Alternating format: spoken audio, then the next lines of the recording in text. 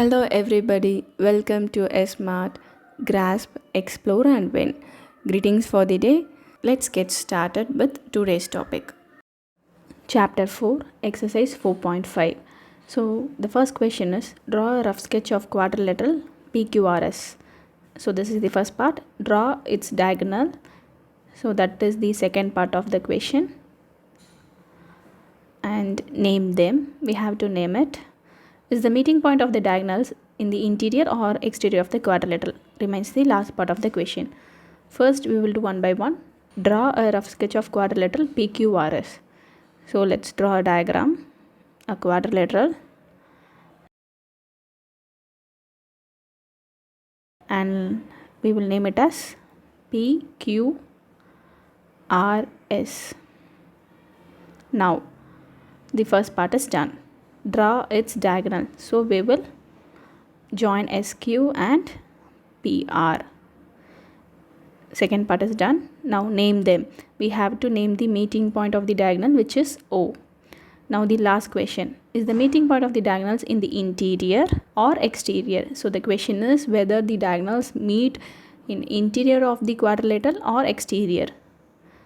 So from this figure we can say the diagonals meet interior. Therefore, diagonal PR and SQ meet at O, which is inside the quadrilateral. That is interior. Always the diagonals meet only in interior of the quadrilateral. Now moving on to the second question. Draw KLMN and state. They have asked few questions. So KLMN, we have drawn the KLMN quadrilateral. Now we have to write two pairs of opposite sides. KL is opposite to side NM. Therefore we can write KL and MN. So this is one pair. They have asked two pair. So the other pair we can write KN and LM are opposite to each other. Therefore KN and LM. Hence these are the two pairs of the opposite sides. Now two pairs of opposite angles. N is an angle which is opposite to angle L. Therefore angle N and angle L. Similarly, angle K and angle M, they are opposite. So angle K and angle M. Now two pairs of adjacent sides.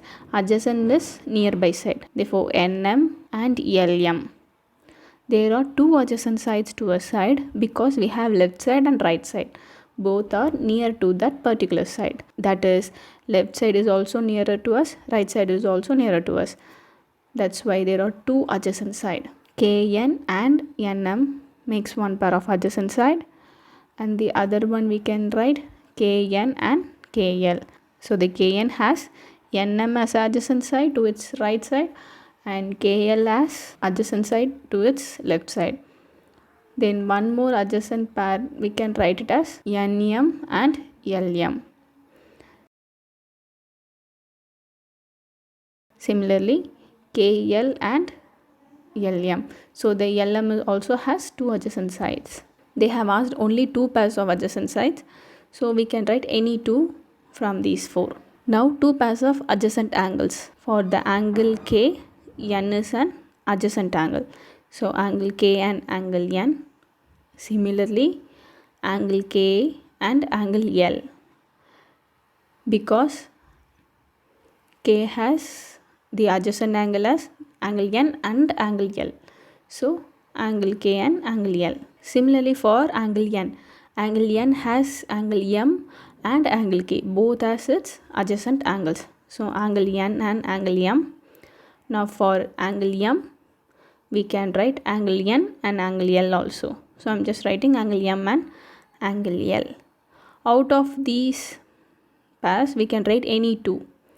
Because they have asked any two pairs. So we can write any two from the below options. So what we have to remember is for any side, there will be two adjacent side. a side which is left to it and a side which is right to it. Same way for the angle. Angle which is left to it and the angle which is right to it, both are the adjacent angles. Now the third sum, use stripes and fasteners to make a triangle and quadrilateral. So it is an activity sum. We have to use the stripes and fasteners to make a triangle. So I have drawn a triangle here which replicates the usage of stripes and fasteners. The same way quadrilateral here. Now try to push inward. Inward means downwards at any one vertex of the triangle. So we will move this vertex of the triangle some inside, a distance of inside. So what happens is the height of the triangle changes. Imagining moving one vertex of the triangle and bringing it little downward, the left and right side of the triangle adjust automatically to still form a triangle. Now do the same to the quadrilateral. When I move one vertex of the quadrilateral, the shape changes because only the two sides of the quadrilateral adjusts and the other two untouched sides doesn't change its location. It remains same. Just the two sides changes. Now, is the triangle distorted? The answer is no, because the shape of the triangle is not changed at all. The triangle remains the triangle though we change the vertex of the triangle. So no. Is the quadrilateral distorted? Yes, because the shape has been changed. The shape has been disturbed as we pushed the vertex inward. Is the triangle rigid? Yes. Why? Because the shape of the triangle is not changed. So on moving the vertex of the triangle, when we moved the vertex inward, the shape doesn't change. Therefore, the shape remains same. And hence the triangle is rigid. It doesn't change its shape though the vertex is moved. Now, why is it that structures like electric towers make use of triangular shapes and not quadrilaterals? The structures like electric towers, they are using the triangular shapes because the shape of the triangle remains unchanged though the vertex is being changed. On moving the ends of the triangle, the shape of the triangle remains the same. Though we changed the vertex to a different position, the triangle remains the triangle. It doesn't change its shape. That is the reason why the triangular shapes are used instead of the quadrilaterals, because the quadrilateral shapes gets changed when we move the vertex of it.